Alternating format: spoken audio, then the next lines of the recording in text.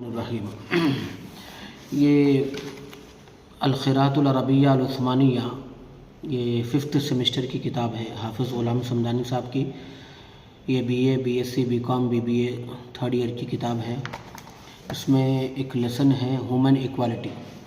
تو یہ لیسن تو بہت بڑا ہے، میں اس کے حوالے سے مختصر سے انداز میں کچھ آپ حضرات کو بتا دوں گا اسٹوڈنٹس کو، تاکہ جو ہے نا آپ لوگ اس کو امتحان میں آسانی سے لکھ سکیں۔ یہ برابری کے بارے میں لیسن ہے، یعنی انسانی حقوق کے بارے میں۔ انسانی زندگی میں اس کے حقوق کی بہت بڑی اہمیت ہے۔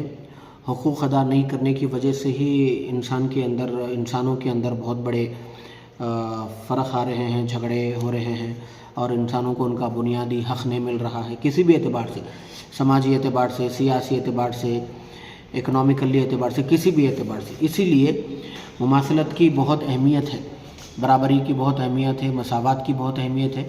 اور اس دین محمدی صلی اللہ علیہ وسلم ایک ایسا دین ہے جس کے اندر ایکوالٹی ہے۔ کسی امیر کو غریب پر فوقیت نہیں ہے، گورے کو کالے پر فوقیت نہیں ہے، عربی کو عجمی پر فوقیت نہیں ہے۔ بس اسی کے ضمن میں یہ لیسن ہے، وہی بتایا جا رہا ہے یہاں پر کہ زبان کی بنیاد پر، رنگ کی بنیاد پر، جنس کی بنیاد پر، یعنی مرد یہ نہ سوچے کہ میں عورت سے بہت بڑا ہوں، یہ نہ سوچے جنس کی بنیاد پر۔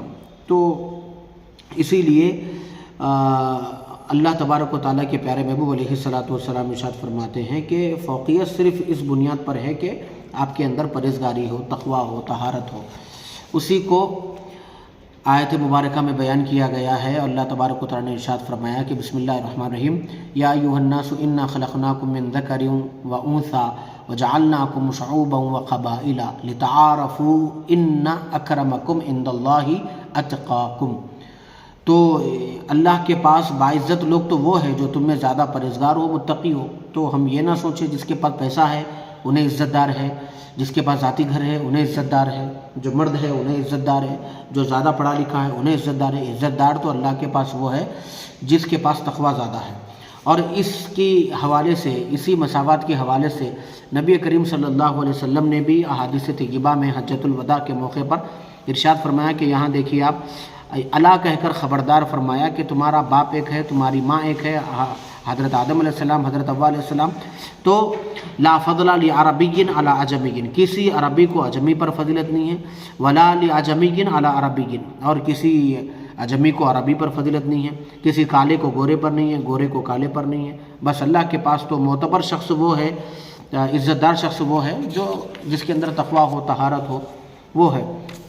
ورنہ غریب اگر کوئی گناہ کرے، کوئی کرائم کرے تو اس کا قتل کر دیا جاتا ہے، امیروں کو چھوڑ دیا جاتا ہے۔ اس لیسن میں یہ بھی بتایا گیا ہے کہ سابقہ امتوں میں اس طرح ہوا تھا کہ ایک غریب کے کسی جرم گناہ کرنے کی وجہ سے اس کو قتل کیا گیا، اور ایک امیر آدمی کو چھوڑ دیا گیا، تو اس قوم پر اللہ کا عذاب آیا تھا۔ تو ہمارے پاس یہ کہا جاتا ہے کہ ایک بندے کو قتل کرنا ساری انسانیت کو قتل کرنے کے برابر ہے، ایک آدمی کو زندہ کرنا ساری انسانیت کو زندہ کرنے کے برابر ہے۔ جس طرح امیروں کو جو نا جملہ حقوق دیے جاتے ہیں، غریبوں کے حقوق مارے جاتے ہیں، اس سے بھی اسلام نے جو ہے نا کسی حد تک، کافی حد تک جو ہے نا منع کیا ہے۔ اور اس کی بہترین مثال آپ کو نماز کے اندر ملتی ہے، جیسا کہ ایک شعر میں کہا گیا، ایک ہی صف میں کھڑے ہیں محمود و ایاس، نہ کوئی بندہ رہا نہ کوئی بندہ نواز۔ آپ دیکھتے ہیں نماز کے اندر کتنی مساوات ہے۔ جس طرح کنگھی کے دانوں کی مثال دی جاتی ہے کہ کنگھی کے دانے چھوٹے بڑے نہیں ہوتے، اگر چھوٹے بڑے ہوئے تو پھر بال نہیں جمیں گے، تو جو ہے نا کنگھی کے دانے ایکول ہوتے، تو سارے انسان ایکول ہے۔ نماز میں دیکھیے آپ، مصلی پر جو ہے نا جتنے لوگ پیچھے مصلی کھڑے ہوتے ہیں، اسی صف میں باپ بھی ہوتا ہے، بیٹا بھی ہوتا ہے، سیٹ بھی ہوتا ہے، نوکر بھی ہوتا ہے، امیر بھی ہوتا ہے، غریب بھی ہوتا ہے، پی ایم بھی ہوتا ہے، ایک عام بندہ بھی ہوتا ہے، ایک شہری ناگرک بھی ہوتا ہے، سب ایک ہی صف میں کھڑے ہوئے ہوتے ہیں۔ اور حج کے موقع پر بھی دیکھیے سب ایک ہی ساتھ جو ہے نا حج کر رہے ہوتے ہیں۔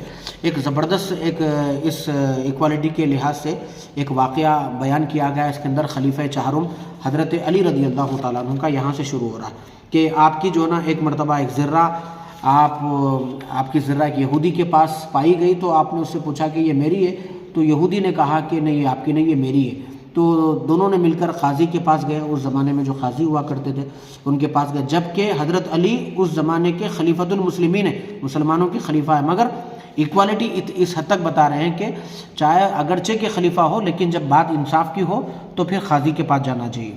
قاضی نے کہا کہ حضرت علی رضی اللہ تعالیٰ عنہ سے کہ آپ کے پاس کیا دلیل ہے؟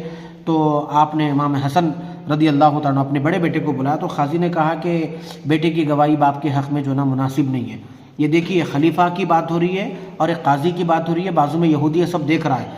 آخر میں یہودی نے جب یہ سب ماجرا دیکھا کہ اس زمانے کا اسلام کا قاضی بھی ایسا ہے کہ جو اس زمانے کے وقت کے خلیفہ سے سوال کر رہا ہے، ثبوت پوچھ رہا ہے، پھر تو یہ دین ہے، اچھا مذہب ہے، یہ ایکوالٹی والا مذہب ہے، مساوات والا مذہب ہے۔ تو اس نے کہا کہ یہ ذرہ واقعی میں میری نہیں ہے، یہ حضرت علی کی ہے۔ وہ حضرت علی کو واپس کر دیا اور کلمہ پڑھ کے مسلمان ہو گیا۔